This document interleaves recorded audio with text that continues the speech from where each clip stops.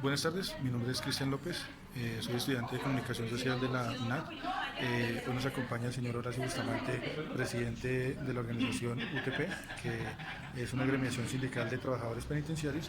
De igual forma, el señor Oscar Roballo, que es integrante de la Junta Directiva Nacional y son representantes de los trabajadores penitenciarios.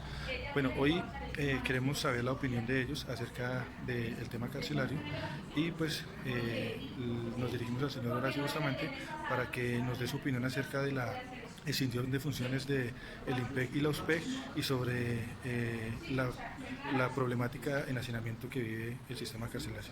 Señor Horacio Bustamante. Cordial saludo a todos los estudiantes y a usted por permitirme esta entrevista. Fue garrafal la exención que hizo el gobierno nacional hace aproximadamente 7 años al separar funciones administrativas y de contratación del IMPEC en una unidad administrativa especial nueva que se denomina la USPE. Esto se dio mediante decreto 4150 y 4151 y dice la letra este decreto que la misión de la USPE es proveer de bienes y servicios a la entidad IMPEC. Pero a lo largo de estos últimos años hemos visto absolutamente todo lo contrario. Es una entidad que tiene sendos problemas de corrupción y que desafortunadamente la sociedad, los estudiantes, profesores y la comunidad en general asimilan que esos procesos todavía pertenecen al IMPEC. Por ejemplo, el tema de manillas electrónicas es un tema exclusivo de esa entidad de contratación, es un tema sendamente cuestionado por corrupción y es de la USPEC. El tema de salud, ese tema de contratación, la Fiscalía tiene sendos procesos de investigación en ese tema y esas contrataciones y es un tema que pertenece a la USPEC.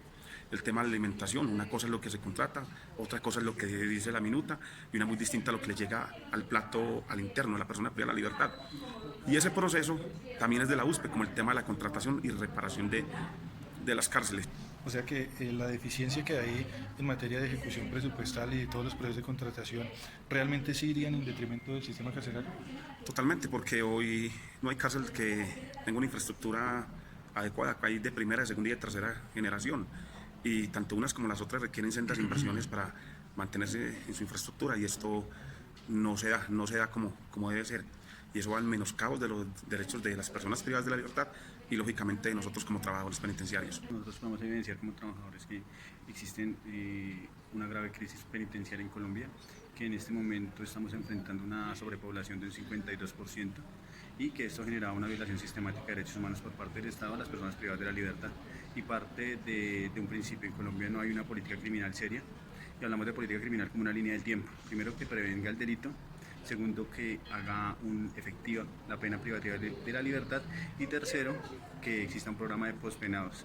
Esta política criminal nos vincula a todos, tanto Estado como ciudadanos, como funcionarios del sistema penitenciario, para mejorar las condiciones sociales de las personas, tanto privadas de la libertad y las que pueden estar propensas a cometer delitos. Bueno, y ustedes como trabajadores, ¿qué han hecho para buscar visibilizar o transformar esa situación? Bueno, lo primero que hemos hecho es utilizar los medios de comunicación, que es un factor muy importante para sensibilizar tanto al gobierno nacional como a la sociedad colombiana y a la sociedad internacional de la crisis carcelaria que estamos viviendo en Colombia y el protagonismo punitivo que están teniendo los congresistas al querer agravar las penas sin tener en cuenta el impacto que tenga dentro de las cárceles. La sociedad y el mismo gobierno se han encargado de exigir que haya más penas y que haya más días de cárceles sin tener en cuenta la condición que tienen las personas privadas de la libertad. ¿Cree usted que desde su organización se contribuye para que se humanice el sistema carcelario? Por supuesto, y de hecho esto es un eslogan de nuestra organización Unión de Trabajadores Penitenciarios, que es la humanización del sistema como tal. Uno de lo primero que nosotros hicimos fue visibilizar la problemática. La opinión pública en general tenía como un problema carcelario único, exclusivamente el problema de la guardia penitenciaria. Siempre nos miraban a nosotros como el eje principal del problema de la crisis existente. Hoy con visibilizar la problemática podemos decirle, le mostramos a la sociedad a través de diferentes medios de comunicación cómo están las cárceles, cómo conviven los internos. Mostramos por primera vez al mundo la cárcel de Riohacha con un hacinamiento del 400%. Tuvimos que hacer jornadas de protesta bajo el principio de que si los internos están en condiciones dignas, eso favorece a los trabajadores, sino que todo el país conoce como planes, reglamentos, y no solamente apostarle a temas de reivindicaciones salariales, prestacionales y laborales, apostarle a una humanización del sistema bajo el principio de que los internos están bien, nosotros también los vamos a estar. Bueno, muchas gracias. A continuación del video, pues haremos unas conclusiones sobre esta problemática que vive el sistema carcelario. Después de esta entrevista, tenemos que decir que existen varias conclusiones. Una de ellas es que el sistema penitenciario y carcelario sufre un abandono estatal, un abandono por décadas que Se cree desde los trabajadores que es una estrategia del gobierno nacional para debilitar un sistema que es público, para convertirlo privado y posiblemente ir a una privatización. Otro importante es la extinción de funciones que se hizo al quitarle la función administrativa y de contratación al IMPEC, crear otra entidad que hoy es una de las entidades más corruptas, que prácticamente se pierde el presupuesto. Aparte de eso, existen unas sentencias de constitucionalidad donde este alto tribunal pues, ha declarado el estado de cosas inconstitucional, que consiste en que el sistema carcelario hoy, por sus múltiples problemas que tiene, como el hacinamiento, la falta de atención en salud, en tratamiento y desarrollo, existe una vulneración sistemática de derechos humanos y lo que existe es una violación a los derechos de las personas privadas de la libertad.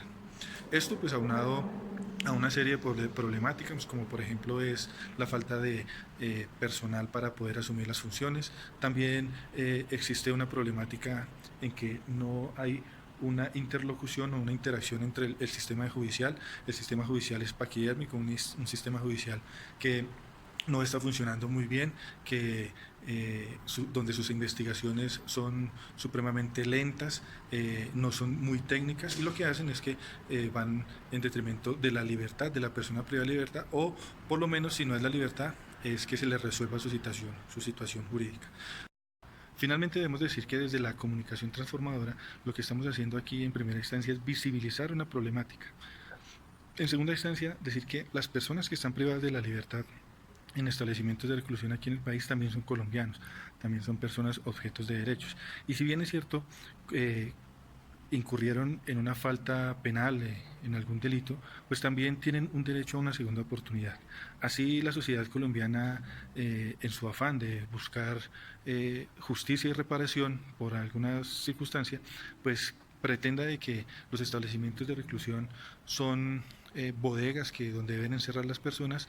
La ley colombiana determina que los establecimientos carcelarios son centros de rehabilitación que permiten que las personas tengan una segunda oportunidad, que puedan volver a la sociedad, que en ese proceso penitenciario puedan acceder a educación, a trabajo y a otras situaciones. Aunque en la práctica esto es difícil, sí debemos decir que esa es la intención real o el fin esencial de la pena. De esta forma concluimos este video, esperamos que sea muy ilustrativo y muchas gracias por esta oportunidad.